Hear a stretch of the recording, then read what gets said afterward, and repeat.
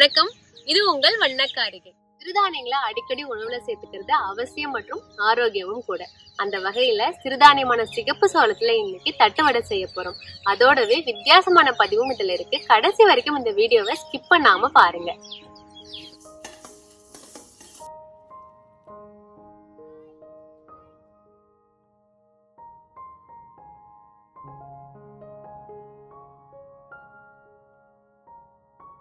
சிகப்பு சோள மாவு 1/2 கிலோ வறுத்துக்கலாம். தேவைப்பட்டா வறுத்த அரிசி மாவையும் சேர்த்துக்கலாம். உளுந்தையும் வறுத்து அரைச்சிக்கலாம். உப்பு, வெண்ணெய், வறுத்த உளுந்து மாவு 50 கிராம் சேர்த்துக்கலாம். பெருங்காயம், ஒரு கைப்பிடி கருவேப்பிலை, தேவையான அளவு மிளகாய் விழுதும் சேர்த்துக்கலாம். ஊற வைத்த கடலை பருப்பு, வறுத்து இடித்த நிலக்கடலையும் சேர்த்துக்கலாம்.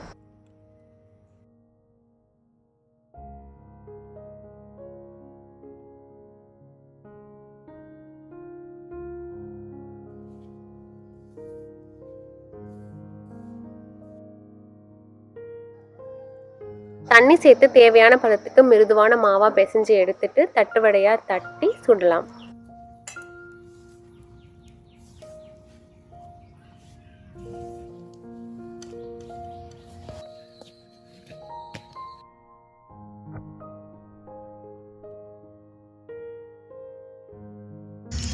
எங்கள் ப்ராடக்ட்ஸை வாங்குறதுக்கு கீழே ஸ்க்ரீனில் தெரிகிற நம்பர்லையோ இல்லை டிஸ்கிரிப்ஷனில் லிங்க்லையோ எங்களை தொடர்பு கொண்டு வாங்கிக்கலாம்.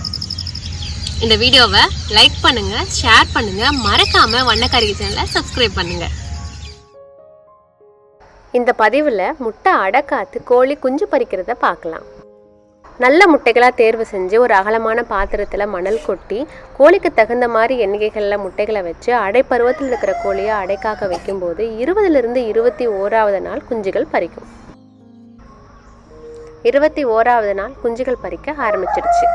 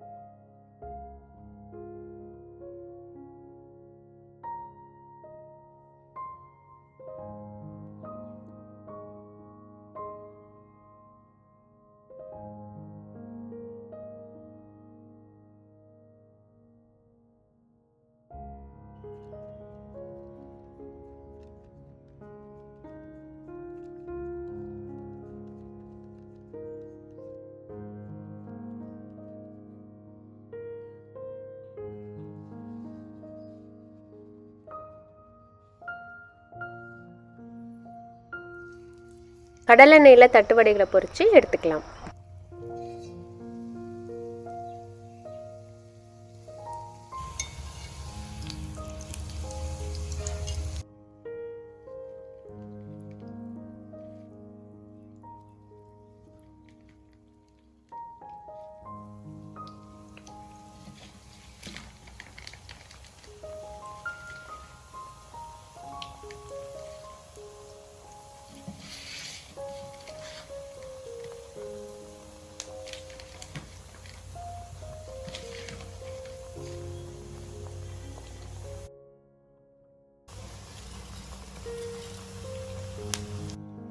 ரொம்பவே சுவையான ஆரோக்கியமான சோளத்தட்டு வடை தயாராயிடுச்சு.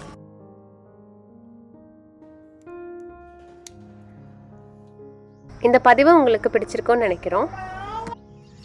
மேலும் புதிய பதிவுகளுக்கு மறக்காம வண்ண காரிகை சேனலை சப்ஸ்கிரைப் பண்ணுங்க. நன்றி.